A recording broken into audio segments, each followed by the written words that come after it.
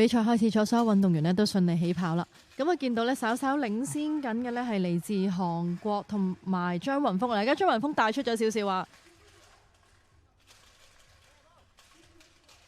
咁啊，見到張雲峰咧係以13秒87率先衝過終點，第二名衝過終點嘅咧係嚟自韓國嘅金泰。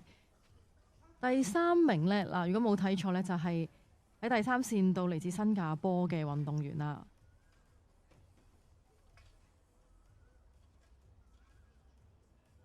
咁啊，見到其實起跑彈出嚟先嘅咧係嚟自韓國嘅金泰。咁啊，後尾張雲峰咧喺上欄過欄嘅動作咧就越加越有，慢慢咁啊出咗嚟。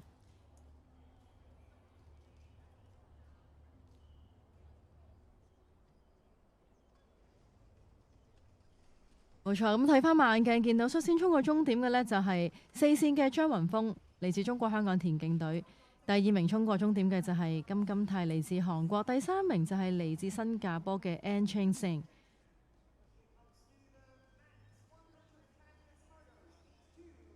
咁喺男子110米欄嘅比賽當中有兩組嘅初賽啦，咁換言之，呢一組嘅頭3名嘅運動員呢，就將會有大 Q 入到決賽。